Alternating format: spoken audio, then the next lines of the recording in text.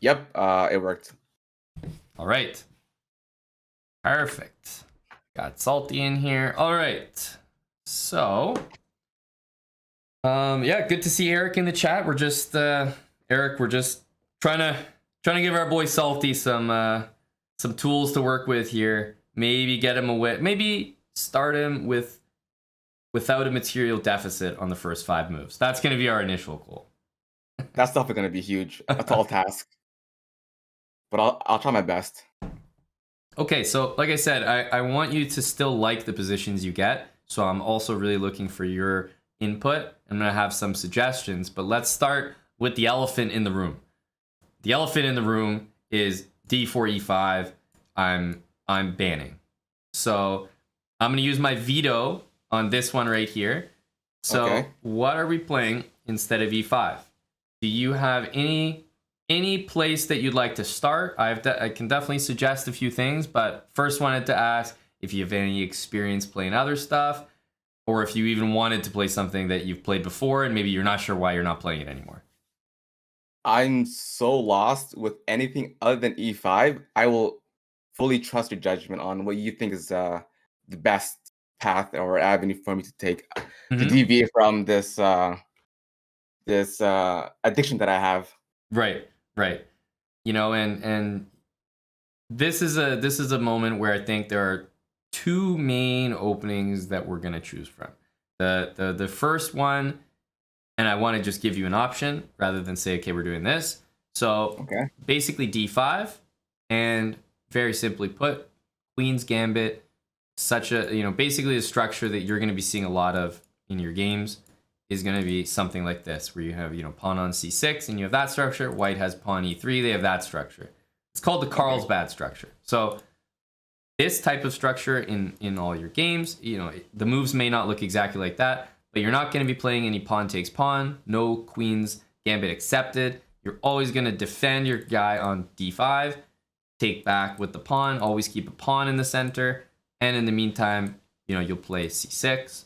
You develop your bishop to e7 most of the time. Just nice and simple, castle, and go from there. So that's like the first type of setup. And we'll definitely go a little bit deeper, but the second type of position is going to be d4, knight f6, c4, and e6. And although you can still flip back into the exact same position with d5, this one is with the intention to play more of the Nimzo. So the Nimzo with bishop b4. So if someone plays knight c3, bishop b4, and your goal with this is very often to trade the bishop for the knight. It's the whole point of putting it there, and fight for that square on e4. So something like b6, bishop b7, d6, knight b d7, and your setup will kind of look like that most of the time. So those are the 2 initial setups that I think we should choose from. If I had to say which one I think is simpler objectively, or just more by the book, it would definitely be d5, just because very easy way to play. E6, knight f6, bishop e7, castle every single time type of thing. And depending on what, or maybe regardless of what white does, you're kind of going for the same setup, right? They can change a few things here and there, but you're pretty much going for the same setup. Whereas with the Nimzo, knight f6, they don't have to play knight c3, right? They could play knight f3.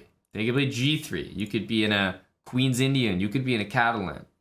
So my suggestion, as long as you're open to the positions, is to just hit d4 players with d5 for the moment. Nice and classical. Yeah. So what do you think of that? I agree with that assessment, because I've seen positions with knight f6 that you play and Eric play, and I know for a fact it can branch out into a lot of things, because white has a lot of different options, and structure that's different needs a different approach to it. Whereas this one, straightforward, pretty much universal. So it's definitely the way to go. Yep. And the good part about this, the chat is maybe suggesting that this is a negative, but I think this is a positive. You get to play d5 and bait all the London system players into your wheelhouse. So now you get to flip the script and Yeah, enjoy KOing all the London players for a living. As a D5 player, trust me, you are going to have to know what to do against the London. got it. Yeah. So that's part and parcel with, the number one thing that your opening used to do, E5, was prevent the London. Exactly. His Now I have opening to you face, never dealt with. exactly. Now I have to face it head on. Yep. But that's okay. We can handle system players.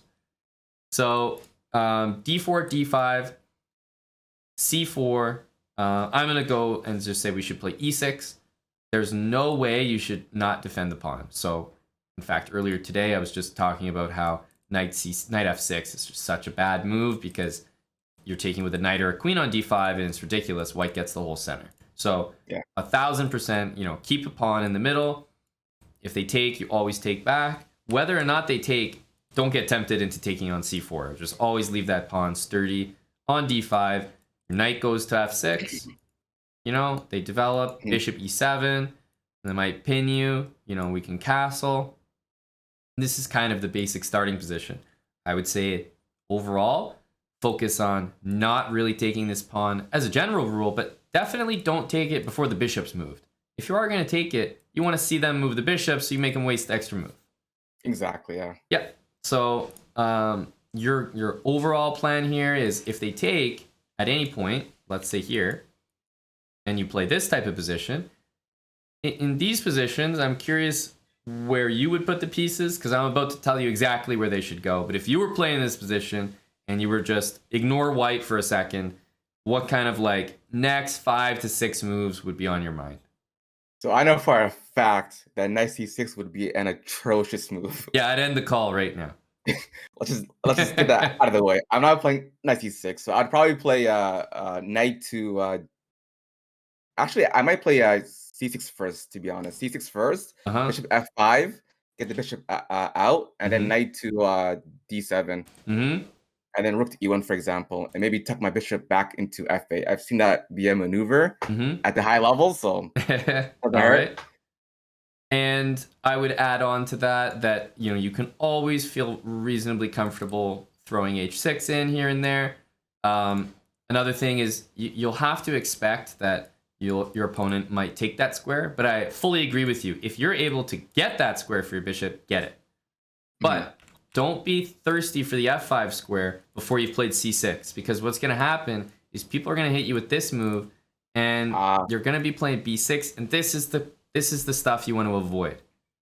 I have had this position so many times where they go bishop B3, attack the F7 pawn and B7. Yeah, I get absolutely crumbled, dude. It's just pain. Yeah, it's very tender. So as soon as you play C6, the move Queen B3 becomes irrelevant, because what you will do, and you would never do this, but what you will do now I can already tell. Queen B6 is Queen to B6.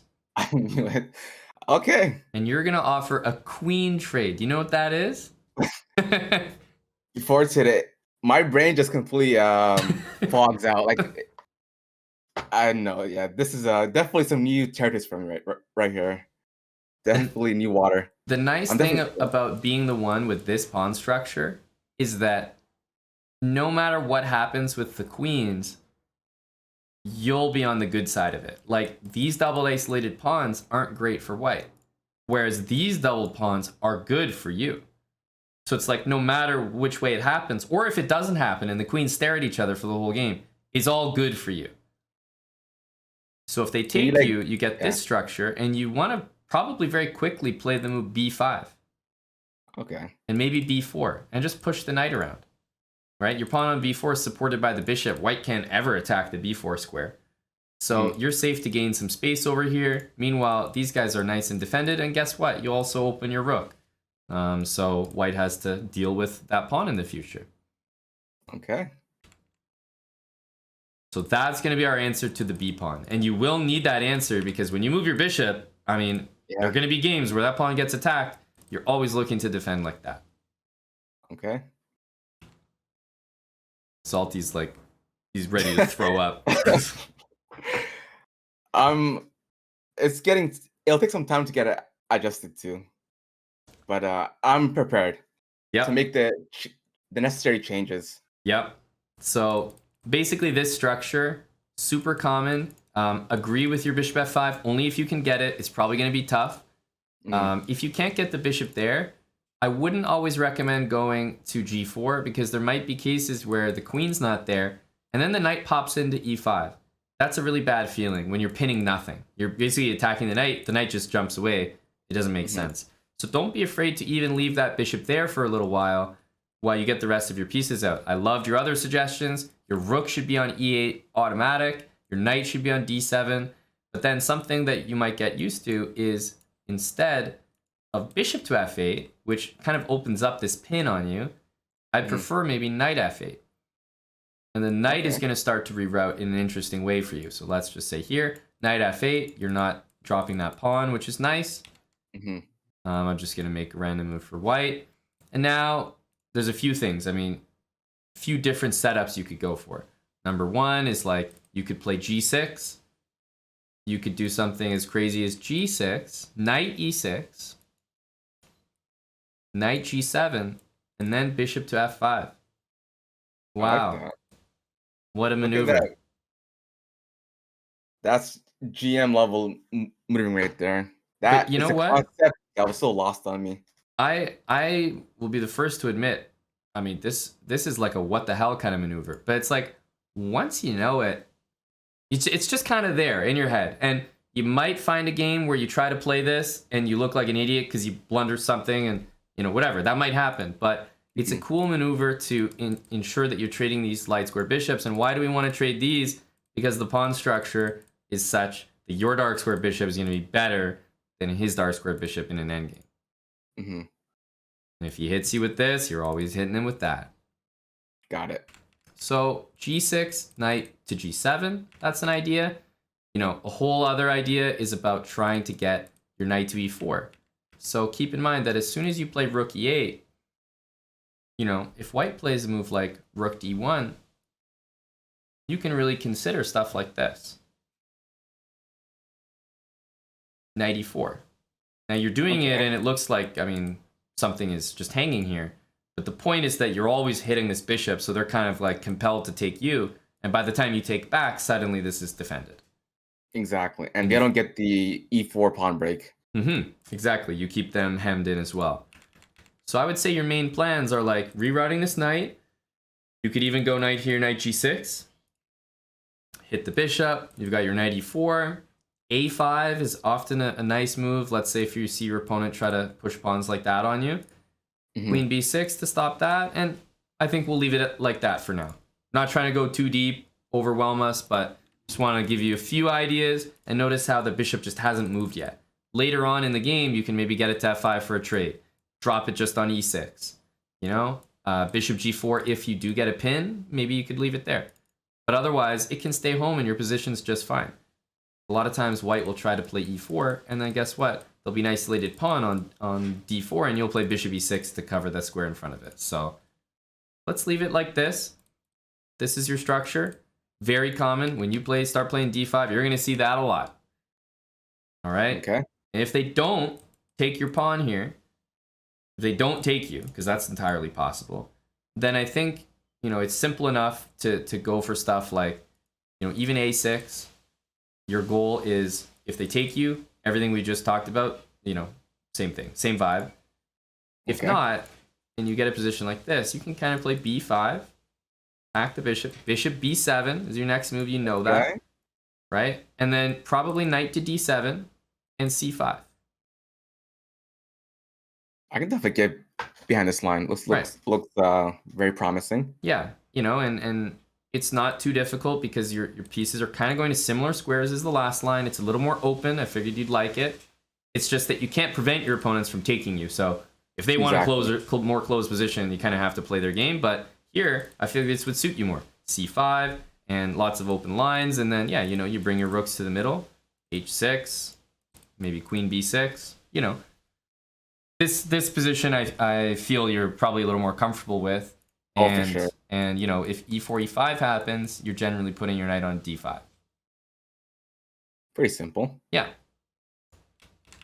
So let's just say that's a d5 for now. I truly believe, like, for the most part, your positions will always look like that in d4, d5, one of those two positions, unless, and the only main deviation is that you could see bishop f4.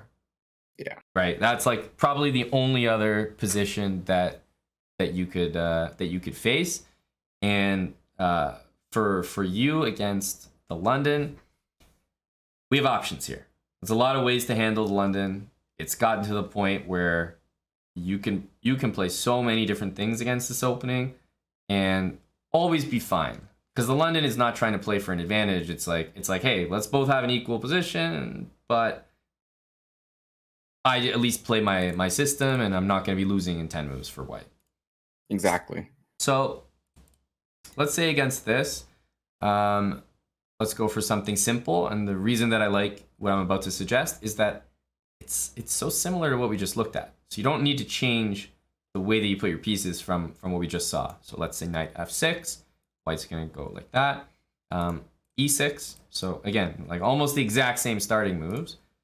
White's going to go here or something.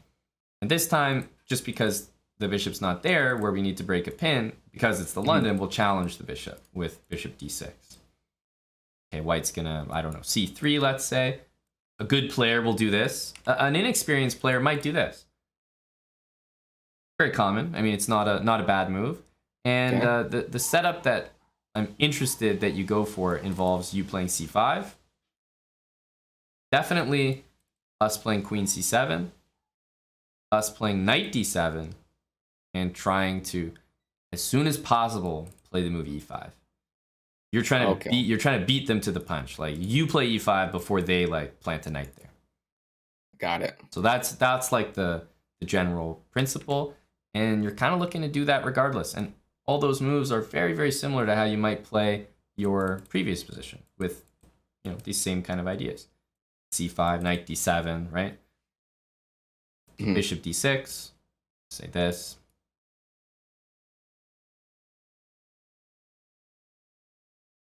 And this is the plan. And simple. Trying to keep it simple. If they take you, you're always taking back.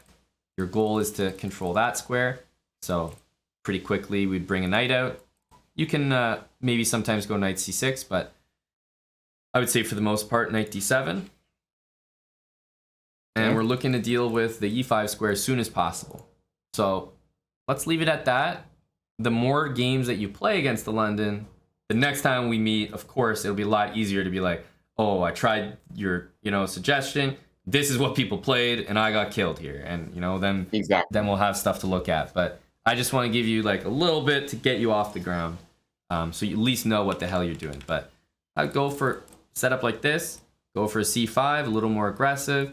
Queen c7, knight d7. Of course, you do want a castle, but I want you to try to control this square as quick as possible. Got it. Okay, so let's leave it there. Let's not overwhelm ourselves, and let's call that d4. Okay, d4 it is. And if d4 happens, you do this, and someone does this, right, that you've never seen before, this is where I'm hoping that you're not panicked, and you just remember the setups that we just talked about and try to recreate those setups here. Nothing wrong with knight here. Nothing wrong with bishop f5, c6, e6. You could even play e6 first, just like we talked about. Keep the bishop in there. That's fine. Bishop d7, castle. Right? So the idea would be for you to look for that setup against anything. Got it. Okay. And that way, even if you're playing bullet, even if people aren't playing like exactly what I just looked at, you're still playing the same setup, and you're still drilling that into your mind that, this is the way that we're playing. For sure. Okay, so we'll call that d4. Now, well, you have a lot of elephants in your room. Oh, yeah. e4. Okay. Okay. So e4 right now, you're playing d5, c6, like takes, sack, queenside castle with no c and d pawns, and just full sending it. Yeah, just full sending it. So against e4, did we talk about anything so far when we went over your moves against e4 that you've like played before, that you have any experience? Because to me, I remember the French was one of them. Is there anything that stands out to you? Other than the French, not really. And the French was the only opening where I actually studied theory. Like I actually read books on some lines, so I have some basis around that. Okay. Here, d4, d5, and then after this, I think for the most part, like, I don't know, is there a specific French line that's giving you troubles? Because the other reason that I kind of like the French for you is how simple does it make it? I mean, this is like the same Super. structure as the other, and we just looked at with d4. Yeah, especially if they take on d5 transposition. Right. And this is like the same idea. Their pawn was on e2 and now it's on c2, but you can develop the pieces in such a similar way that, yeah, I mean, you're not concerned there. Exactly. So I don't mind the French, and I think it's familiar to you. I think we can keep the French, but let's make e6 against d4. That'll be our move, not d5. You're still playing d5, so I'm letting you play d5, just not on move 1. Yeah. and not as a pawn stack as well. That's right, yeah. Now, the point is when they take on d5, you have to recapture it. This is mandatory. You need to take it back. For sure. So if they play the exchange, think so similarly to what we just looked at. c6 structure with knight d7, never knight c6. Exactly, yeah. Cut those bad habits out. Yeah, we'll keep it simple for now. And if they play the advance, like they push the pawn forward, I'm assuming you know a few moves more of French theory here. I love c5. Nice. You know, and they'll go c3, and how do you just continue in standard here? So pet line I used to play back then was knight c6, bishop to b5, bishop to d7, and I would love to like go for this knight takes d4 e5 move. Mm-hmm. And it would work wonders up to like 1500. I know what you mean. Yeah. No, I love this back in the day. Very effective. My question is, how often would you see bishop b5? Because I agree that if you get bishop b5, you're probably getting this. Yes. Right? Because like, what are people going to do? Of course, they're going to go here, and then they're just going to blunder. But bishop b5, to me, I would expect knight f3 instead. And then after knight c6, I mean, are we continuing with something like this? Queen b6 was not a move on my radar back then, so more like just develop the pieces like that. So I would say nice, easy, just adaptation. Queen b6. Queen b6 hits pawns, right? You're going to be dealing with people that perhaps blunder b2. Anytime you can pick that up, always great. You know, we want to watch out for the very classic. Yes. Bishop b5 check. Yeah. Exactly. So whenever you think you're winning a pawn here, double check for that tactic. And a great just like preparatory move to play is bishop d7. Because once your bishop's here, then you can take whatever's in front of you. No worries about anything. So bishop d7. And I just think at this point, you're going to win one of these pawns, or your opponent is really going to know a thing or two about this opening and defend d4. Maybe they won't even play bishop d3. They'll just do something like this. Bishop d7, and they'll just castle. But you have your opponent under a lot of pressure here because they can't move their bishop. It's the pawn. They can move their knight, but not there because of that pawn. So if they can't move either one of these pieces, well, they can move their queen, but not anywhere that doesn't defend d4, or they'll lose the pawn again. Just out of curiosity, if they were to go queen b3, would you want me to trade the queens or let them trade with me? Great question. After queen b3, let's give... Okay, random move. Let's go here.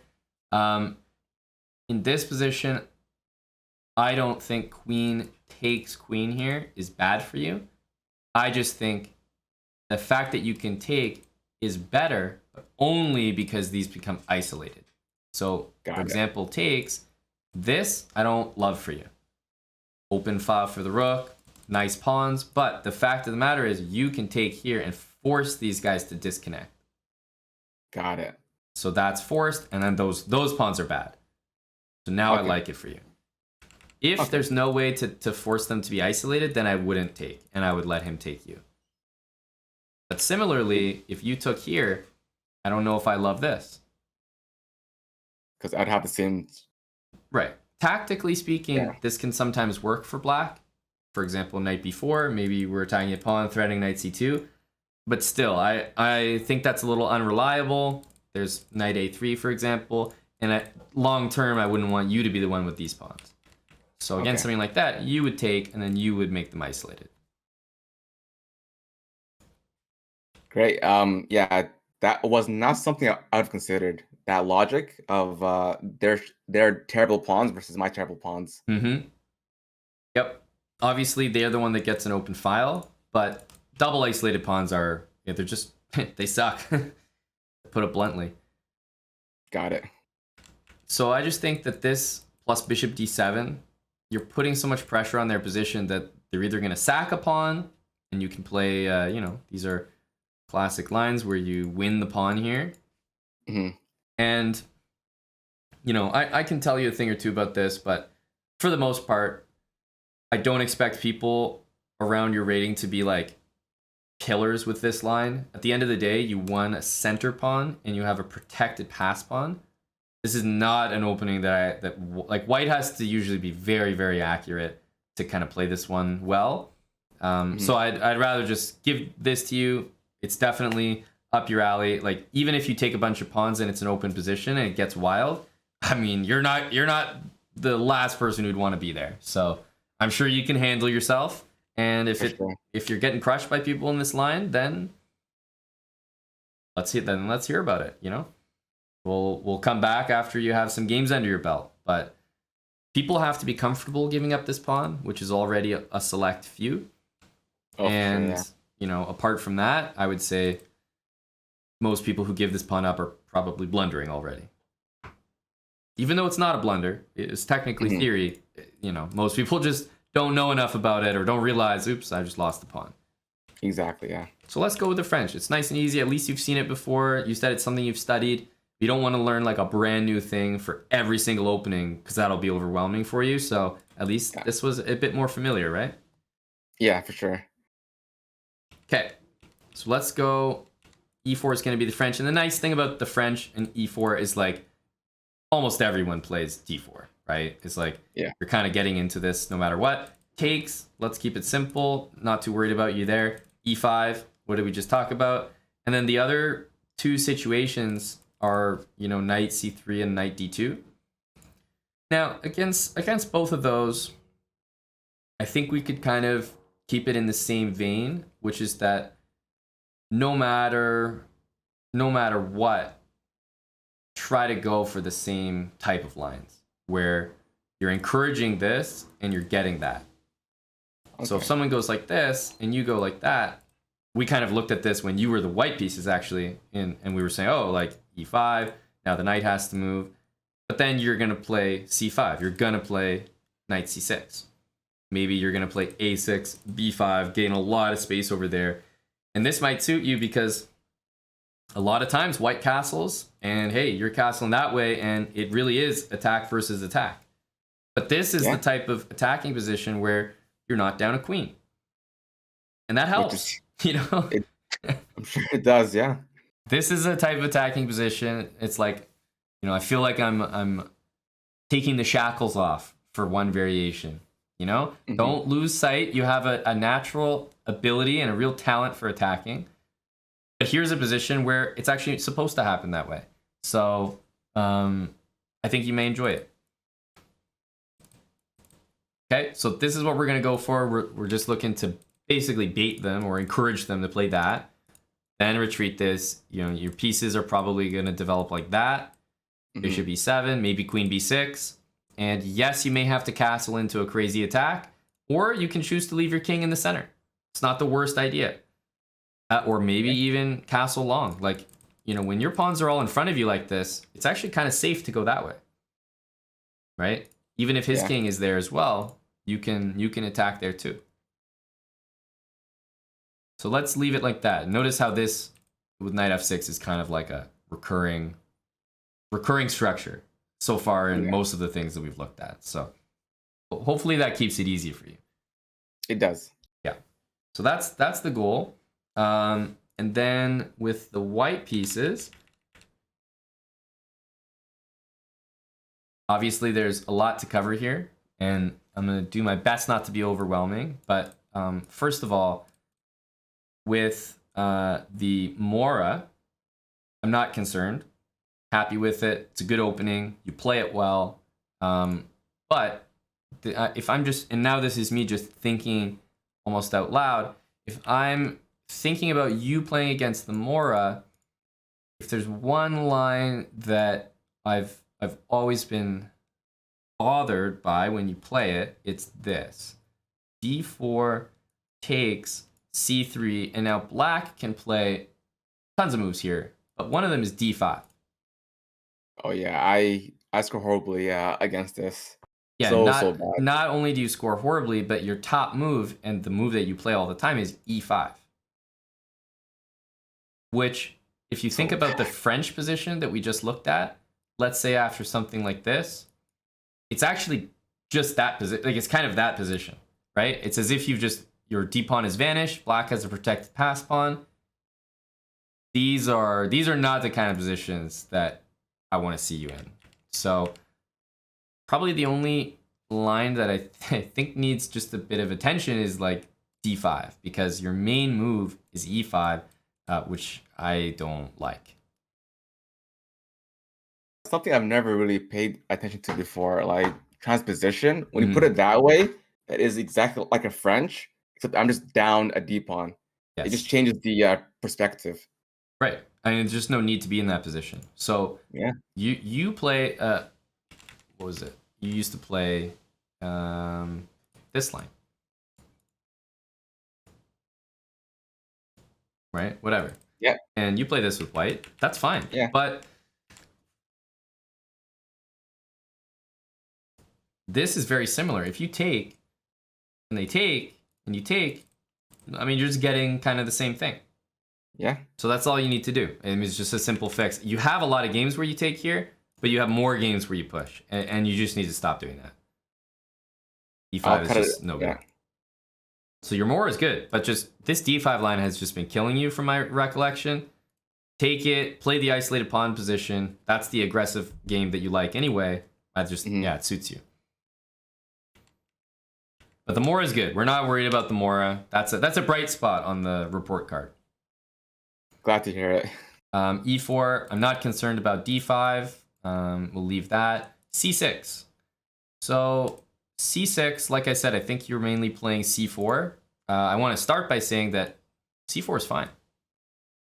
Fine by me. Okay. If you like these isolated pawn positions, that's fine. You get your bishop to D3, you know, play for the king side. You don't have to go madness with like H4 and sack a knight. You can just leave the bishop on D3, castle, and you still get an attack. Just, you know, less of the H4 with the king in the middle, and like, you know, when you play knight G5, they play H6, you leave it there.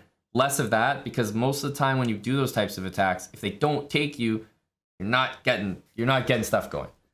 Exactly, yeah. So less of that and more, you know, castle, but still play for the aggressive stuff. Just, you don't need to go all in to the point where if it doesn't work, you're lost. Now you're attacking, and be prepared to say, okay, this isn't going to be a checkmate. I can just play the game normally.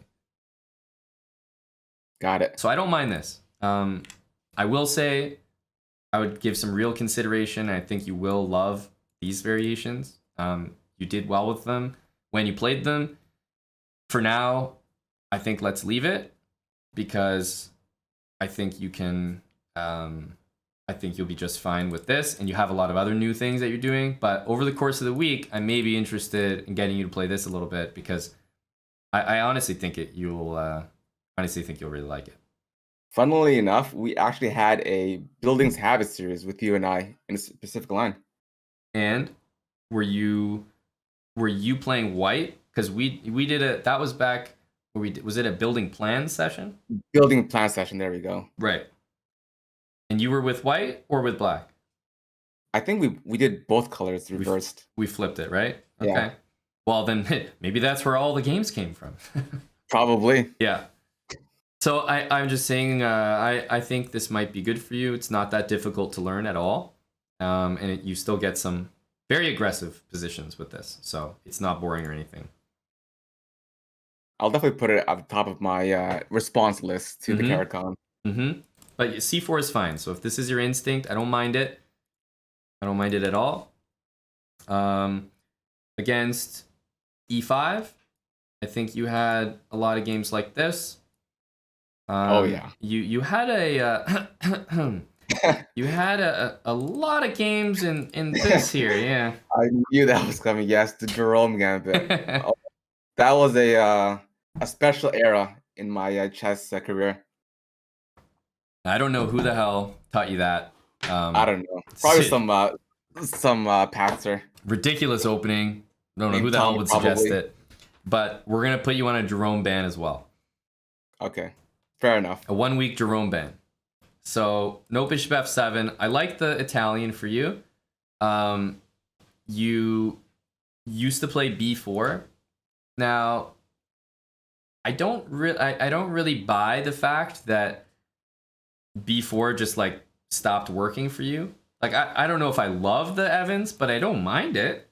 Like it still gets you a fun position, and the Evans doesn't have like a horrible reputation as like an unplayable gambit. It's a good gambit. So if you're interested in the Evans still, I think it's a real option.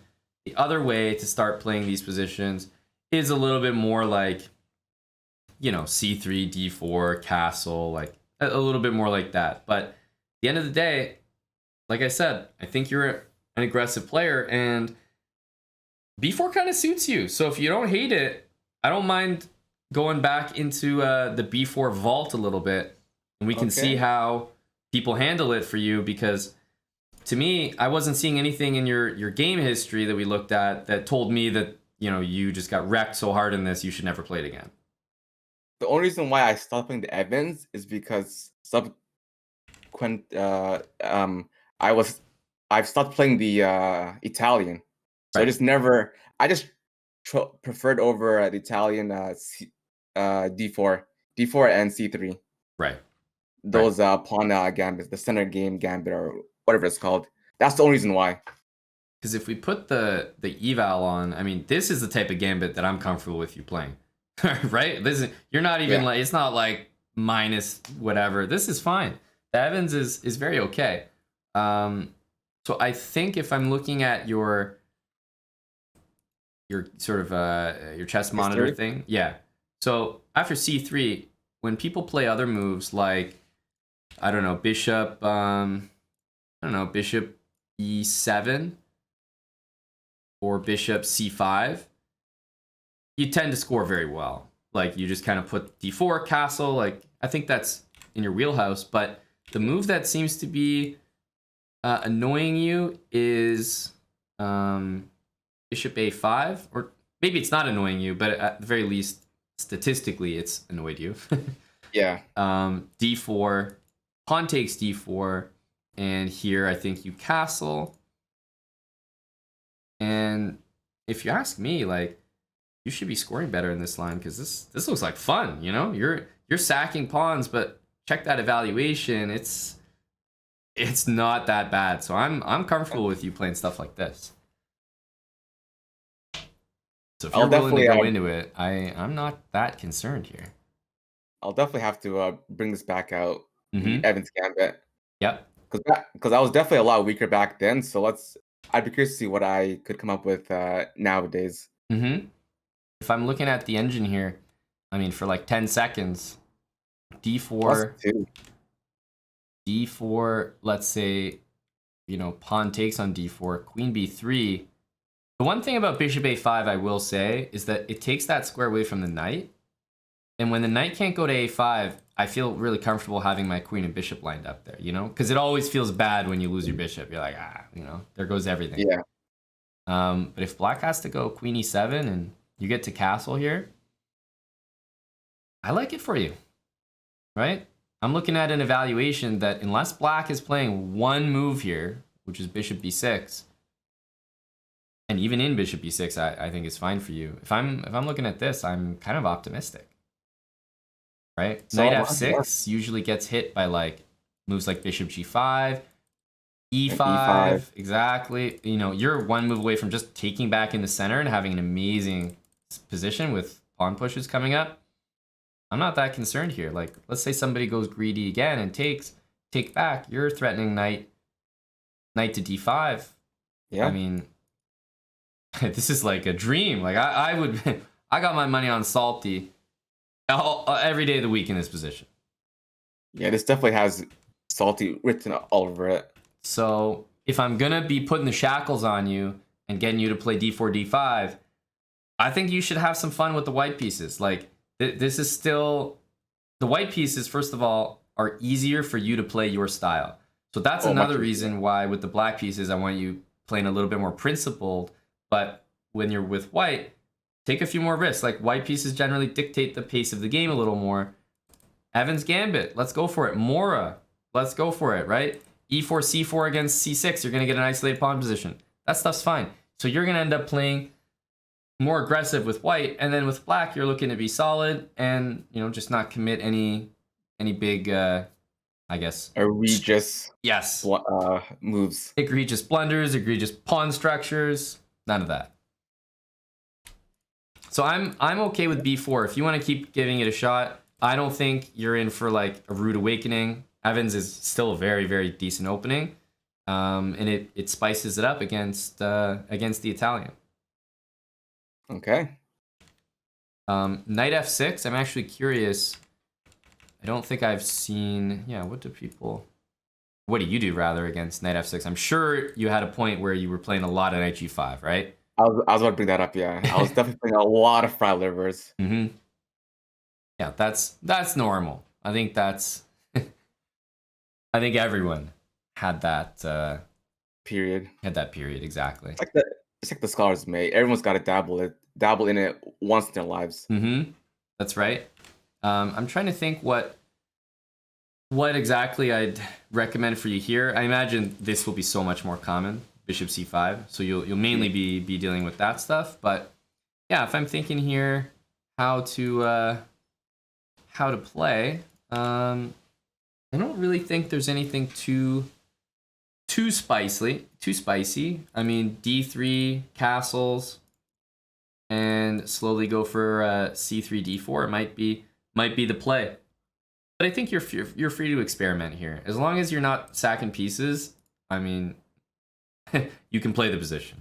You know, I don't think you need to have exactly something to do here. But yeah, d3 is very solid. And castle, c3, d4 if you see a bishop on c5, and yeah, leave it simple. You know? Okay.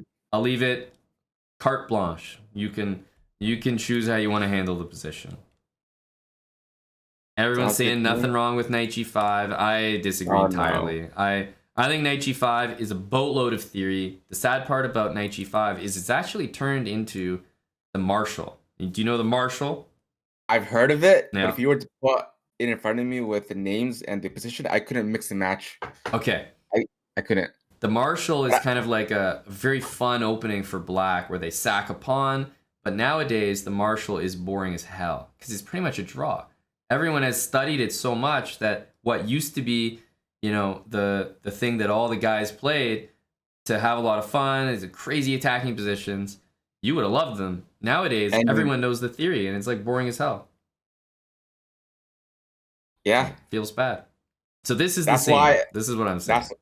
That's why I gave up on the fried liver. At some point, it just stopped working, and it just got boring as hell. Yeah, I just think the fried liver, obviously it can work against people, but if black knows what they're doing, I think it's very dangerous to play with white. So, yeah, I think, anyway, point is, even if you want to experiment with knight g5, I think you should stay away from it, stick to d3, but main point is you can do what you feel like here. You know, this will be a very small percentage of your total games anyway. Yeah, fair enough. So that's e5, and then, you know, obviously anything other than stuff we've explicitly talked about, you know, feel free to just, you know, improvise, do your thing. I think the overall concepts are like, it's not that you have to trade your queen every single time that you have the chance, but don't avoid a queen trade. Like if you honestly, exactly, if you honestly believe a queen trade might be the best move in the position, take it. Yeah. Don't avoid it just because you want to keep the queen on. And admittedly, I have done that a few times against my inner conscience. Mm-hmm. If I know it's the best move, like I will swallow my pride and snap those queens off. Right. So that's good. That's what I want you to lean on. We haven't talked about endgames yet because, to be honest with you, the way that I was thinking this would work is you'd have to get, like, I'm looking for you to get your games first. So then when we have some games that you're playing, then we can look at the endgames from those games and then talk more about the endgame portion. Because for now, in like our first meeting together, I just wanted to set you up with what you're going to be playing, what you cannot play, and that the goal is for you for the next 1 week, you'll be streaming, I imagine, you'll be grinding games, but I really want you to just stick to those principles. Don't be afraid of a queen trade. Don't be sacking pieces, queens. Like, don't feel that you can never do that, but don't do it just for show or because you can't find a better move. Honestly, evaluate, do I think this sack works? If yes, go for it. But if it's one of those feelings like, sack first thing later. Yeah, like this has got to be the vibe. Let's sack and then we'll mate him. No, like we want to stay away from that. And I'm gonna be asking you if I'm going over your games, I find some sacks, and you're like, actually, I don't know why I did that. That's not a good sign. We need some accountability. For sure, yeah. All right. So the goal is put you on probation from all these openings that you're really good at, but that put you at a deficit early on, and get you playing some stuff that's more standard. I'm sorry to say you might lose some rating. It might happen because this is new stuff, but I'm willing to see you take a rating dip and to see it go back up even higher at the end of it. For sure. So that's kind of the lay of the land.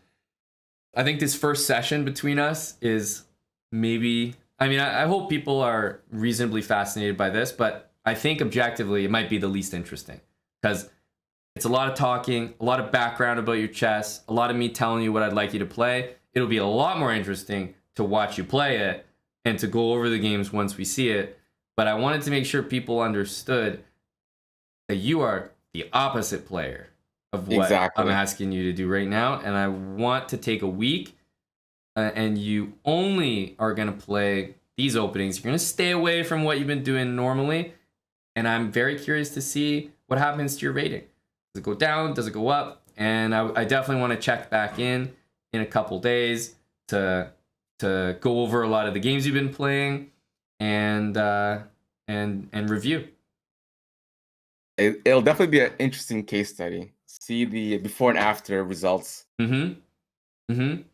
So, any questions? How are you feeling? A lot just got thrown at you.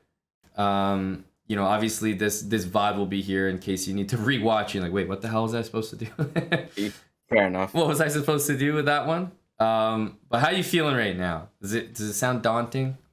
Not at all, honestly. I'm very more excited about the black openings because with white, as we've diagnosed, some of my stuff are like pretty decent, like the Mora. Exactly, Mora's in a good spot. Aside from that one line of D5, that's right. I can handle it pretty well, and the Evans Gambit. So the fact I have two gambits that have like the seal of approval of a GM, and it's statistically a decent gambit, it is definitely a good sign for me. The Caracan, another opening with the two knights, not unfamiliar territories. It's really the black openings. That those ones are going to be toughest. Yeah.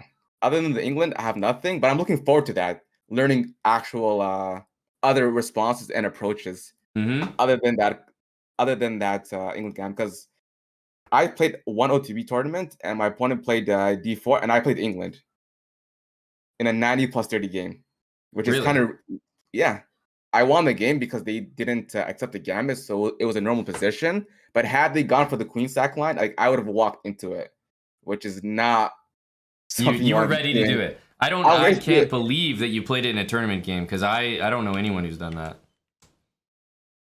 Oh, I think I can think of one GM. The model game. Yeah, caught red-handed there. Let's just say this session has been a wake-up call for both of us. Fair enough. We're both in the same addiction club. Yeah.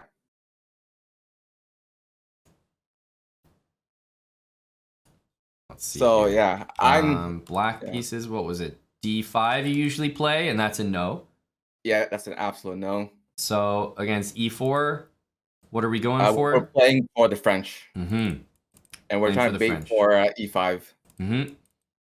And against D4, instead of playing E5, D5, E6. Yeah. And if they play C4 and never take, let them take you and just develop normally.